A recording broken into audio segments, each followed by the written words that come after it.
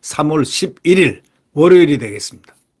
경기 화성을에 불붙은 반도체 벨트, 즉 이준석이 운명이 걸려있는 데입니다. 이준석이가 정계 은퇴를 하느냐, 아니면 기사회생해서 국회의원이라도 될 수 있느냐, 바로 이런 점입니다. 국민의힘에서 한정민이라는 반도체 전문가가 나왔기 때문입니다. 근데 공교롭게도 그는 나이가 39세입니다. 이준석도 같은 39세인데 조금 빠르죠. 네. 한 살 빠르든가 그랬을 겁니다. 네. 결국 이제 이 국힘의 한정민이라는 10년 된 반도체 전문가, 반도체 연구원입니다. 연구원. 실제로 반도체를 연구한 연구원입니다. 연구원 출신 한정민이가 등장함으로써 이준석의 앞날은 컴컴해졌습니다. 그 다음에 민주당은 공영훈이라는 현대전자 옛날 사장이 나왔습니다. 뭐 공영훈은 어떻게 될지 모르겠고, 하여튼 이준석과 한정민의 이 싸움이 심상치가 않습니다. 맨 처음에 이준석이가 반도체를 우리가 한다 하고 반도체 젊은이, 거기 지역의 유권자들이 평균 34세가 40여 프로가 된다는 그런 도시입니다. 40여 프로. 그렇다면 자기가, 이준석이가 먹었다고 확실히 선언을 하고 자신 있다고 해서 전국에서 골라가지고 나이가 제일 적은 지지층이 많은 곳으로 선택한 곳이 그냥 국민의힘에서 한정민이라는 영입인사를 바로 투입을 했습니다. 불이 붙었습니다. 반도체에 불이 붙었습니다. 이준석의 운명을 딱 쥐고 있는 한정민이가 거기 나왔기 때문입니다. 민주당 원래가 강세지역이죠. 여기가 강세지역이지만 구도에 따라서 변수가 지금 생겨 있을 전망이 굉장히 있다. 2030 지지를 바탕으로 해서 이준석이가 도전을 했는데 다름 아닌 2030 전문가가 반도체 벨트에 나서서 내가 반도체 연구원이다. 삼성전자 그 지역의 연구원이다. 이렇게 얘기하면서 어떤 문제가 생겼느냐. 연구원 한정민은 바로 10년간을 살은 토백입니다. 토백이 반도체 전문가 대 말만에 이준석 반도체 벨트 내세우면서 양양자가 저 주변 용인인가 어디서 나오니까 그 주변을 힘을 받아가지고 한번 가보려고 하다가 완전히 지금 벽에 부닥쳤습니다. 반도체 연구원 한정민이 메시지가 그게 폭발력이 있었기 때문이죠. 왜? 그 도시에서 10년을 살았고, 그러니까 완전히 토백이가 돼버렸고, 10년 이상 살면 토백이라고 그러지 않습니까? 토백이가 돼버렸고, 또 바로 그 지역의 반도체 삼성전자의 연구원으로 지금 있고요. 그리고 2030이다 이거야. 여기 한정민도 2030이다 이거예요. 자, 이렇게 되니 2030이 나타날 줄은 전혀 몰랐죠. 반도체 연구원 한정민이가 이 메시지를 전함으로써 지금 곤혹스러운 입장에 빠진 사람이 바로 이준석입니다. 이준석이가 요즘 말이 없어졌습니다. 이준석이가 감나라 배나라 하면서 이것저것 하고 건드리고 이익될 거는 골라가지고 막 막 공격하고 이랬었는데 갑자기 요즘 공격이 좀 줄었습니다. 이유는 자기 코가 석자이기 때문입니다. 바로 코앞에 위기가 닥쳤는데 왜냐? 자기의 멘토인 공관위원장, 공천관리위원장, 개혁신당의 공천관리위원장으로 모셔왔던 김종인 왈 공개적으로 말을 했습니다. 그 반도체 벨트에서 이기지 못하면은 이제 앞으로 정치하기 어렵다, 힘들다, 은퇴해야 될 것이다 이렇게 암시를 했습니다. 이제 이준석은 정치가 끝나는 바로 찰나에 한정민이가 딱 들어와 가지고 목을 조이는 바로 그런 형국입니다. 4월 10일 국회의원 총선거를 한 달여 앞두고 정치권에서는 지금 경기 화성을 선거에 굉장히 주목하고 있습니다. 기존 더불어민주당 강세 지역이 있지만 젊은 층 지지를 얻은 이준석 개혁신당 대표가 출마를 선언했고, 국민의힘이 1984년생 한정민 삼성전자 연구원을 전략공천하면서 전국에서 3자 구도가 가장 선명한 지역구로 꼽히기 시작했기 때문입니다.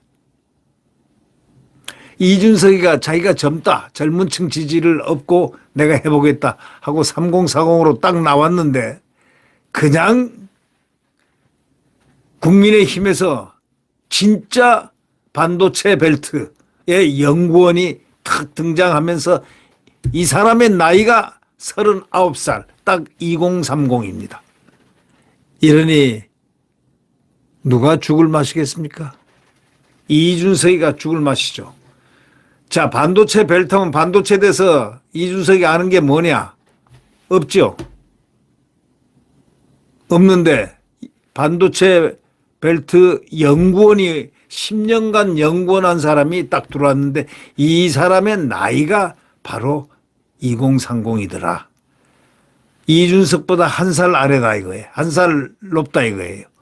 그러면 결국 어떻게 되느냐? 비교의 우위에서 벌써 한정민이가 이겼다가 되는 거예요. 네. 이준석이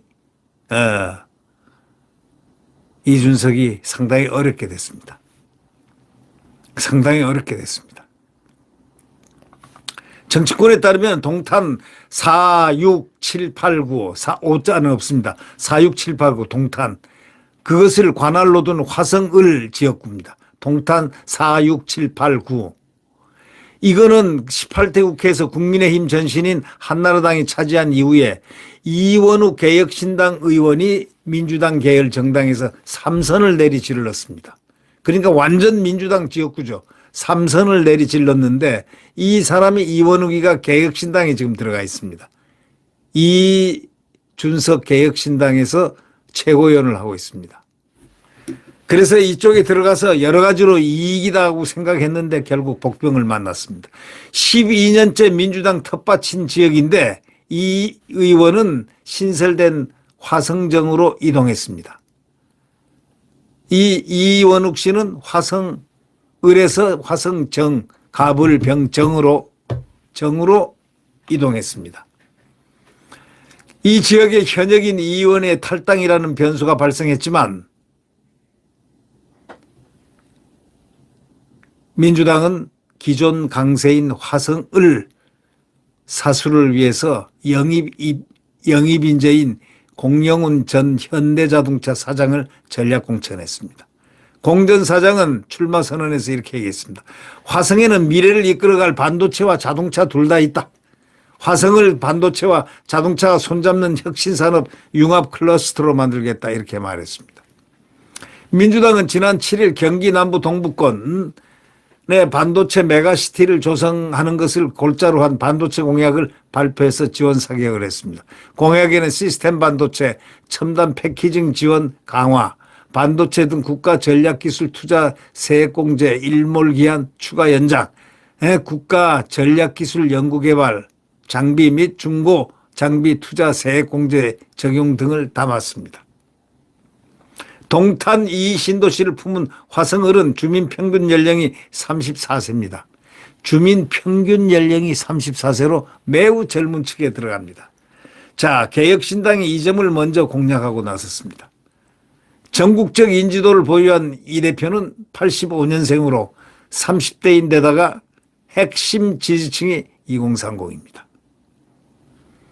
개혁신당은 이번에 총선 주요 메시지로 경기 남부 반도체 벨트에 힘을 주고 있습니다.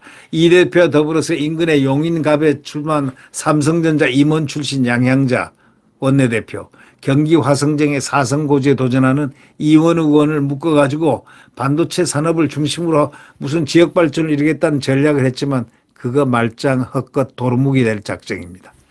개혁신당은 뭐 이것저것 하고 뭐 이렇게 국회 기자회견 열고 뭐 둘이서 이 대표하고 이 의원이 뭐 GTX를 뭐 삼성역까지 조기 개통한다 뭐 등등 이런 걸 냈지만 아니 다른 사람은 그걸 전부 다 안 하나요? 다 똑같이 내는데 누가 더 유리합니까?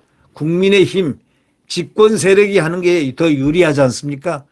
그런 장점을 가진 한정민이가 바로 투입이 된 겁니다. 한정민이 투입으로 이준석이가 내세웠던 젊음, 반도체 벨트, 개혁신당 메시지 완전히 빠개졌습니다. 국민의힘은 곧바로 개혁신당의 메시지를 무력화시켰습니다. 반도체 산업 현직인 한 연구원을 갖다가 전략공천해가지고 반도체 벨트 이슈를 여권으로 끌고 와버렸습니다. 이준석이가 출마 메시지로 한동훈 화성을에 나와라 하고 큰 소리 치고 그랬지 않습니까? 화성을에 나와서 나하고 한번 하자 이렇게 내세우면서 당대표 간 대결을 이슈몰이하면서 약 올리려고 했던 것도 무력화된 겁니다. 64년생으로 50대인 공전 사장과 차별화를 내세우면서 그간 국민의힘의 대표적 이미지인 노세한 정당을 민주당으로 옮기는 것을 고려한 전략입니다. 상대적으로 인지도가 낮은 한 연구원이지만 84년생입니다. 84년생으로 이준석과는 한 살 차이입니다. 전문 반도체 전문가 내세우고 있습니다.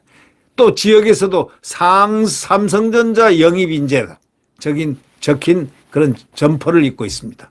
시민들과 만나도 전부 다 낯설지 않고 웃으면서 악수할 정도입니다. 자, 국민의힘은 정부가 지난 1월 발표한 경기 남부 세계 최대 반도체 메가 클러스터 조성을 당 차원에서 전폭 지원한다는 방침입니다. 산업의 쌀로 불리는 반도체 육성을 위해서는 정부가 유기적으로 협력할 수 있는 집권당의 힘을 모아달라 이렇게 호소를 하고 있습니다. 한동훈 비대위원장은 수원을 찾아가지고 수원, 평택, 동탄, 강남까지 이어지는 벨트를 보면 진짜 반도체 벨트는 국민의 힘이 만들어가고 있다 강조했습니다. 자, 이준석 죽을 맛입니다. 죽을 맛입니다. 여권 관계자는 화성을은 민주당이 워낙 센 곳이지만 한 연구원도 쉽지는 않겠지만 이 대표가 당선될 가능성은 없다 하고 딱 잘라 판단하고 있습니다. 이준석은 떨어진다 이렇게 생각합니다. 화성을이 민주당이 워낙 센 곳이긴 하지만 한 연구원도 쉽지는 않다. 어렵게 싸워야 이긴다. 이런 뜻이지만 이준석 자체는 아예 여기는 당선될 가능성이 전무하다. 이렇게 판단하고 있습니다. 이준석은 곧 정계 은퇴의 비운의 길로 갈 가능성이 매우 높다. 바로 이런 뜻이 되겠습니다. 사실 이준석의 운명은 누가 예언했느냐. 김종인이가 예언을 했습니다. 김종인 공천관리위원장이 뭐라고 했느냐. 이번에 화성을에서 지면은 정치는 그만둬야 될 것이다. 이준석에게 무서운 예언 아닌 예언을 했습니다. 자, 한번 두고 볼만 하죠. 네. 네, 구독 버튼과 엄지를 눌러주시면 감사하겠습니다.